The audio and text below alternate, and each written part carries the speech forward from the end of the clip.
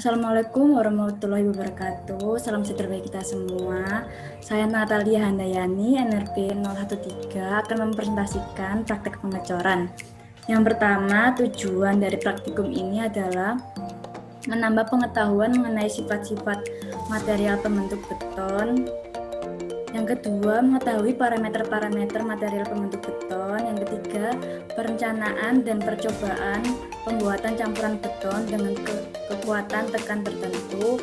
Yang terakhir, pengujian kuat tekan beton serta sifat mekanik dari material beton tersebut melalui eksperimen atau percobaan laboratorium. Dasar teori.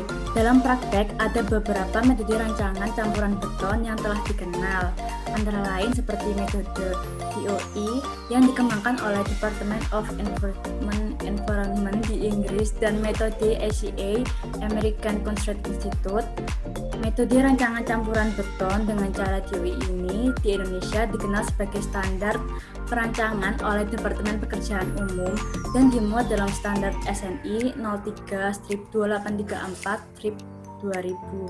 Tata cara pembuatan rencana campuran beton normal. Sedangkan SNI 7656/2012 yaitu tata cara pemilihan campuran untuk beton normal, beton berat, dan beton massa, yaitu mengacu pada ACA. Secara garis besar, kedua metode tersebut didasarkan pada hubungan empiris, bagan grafik, dan tabel. Tetapi pada beberapa prosedural terdapat perbedaan. Pertama, ada metode kerja berdasarkan SNI 03-2834 tahun 2000. Yang pertama dimulai dari menginput data beton, yaitu ada kuat tekan rencana, umur beton, tinggi selam rencana, jenis beton, dan pemilihan kondisi lingkungan.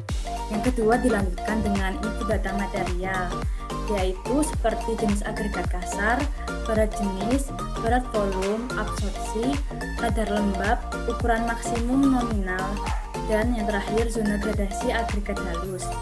Lalu dilanjutkan dengan estimasi yang meliputi standar deviasi, nilai margin, kuat tekan rata-rata perlu, kadar air, faktor air semen, densitas beton basah, dan persen agregat halus. Lalu dilanjutkan dengan perhitungan kandungan semen, volume agregat halus, dan volume agregat kasar. Kemudian dilakukan koreksi terhadap kadar lembab. Yang pertama ada kadar agregat kasar koreksi, kadar agregat halus koreksi, dan yang terakhir kadar air koreksi. Lalu yang terakhir muncul hasil, yaitu rancangan proporsi material beton.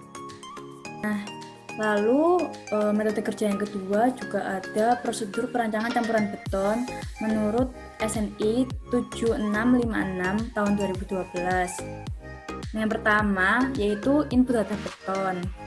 Sini terdapat perbedaan yaitu kuat tekan rencana pada umur 28 hari. Lalu tinggi selam rencana dan jenis pemadatan yaitu penggetar atau selain penggetar.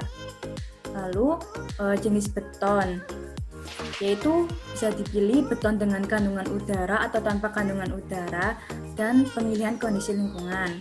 Lalu dilanjutkan dengan input data material yaitu meliputi berat jenis, berat volume agregat kasar, absorpsi, kadar lembab, modulus halus butir, ukuran maksimum nominal. Lalu dilanjutkan dengan estimasi yaitu standar deviasi, nilai margin, kuat tekan rata-rata perlu, kadar air, faktor air semen, persen kandungan udara, dan volume agregat kasar. Lalu dilakukan perhitungan yang meliputi kandungan semen dan volume agregat halus.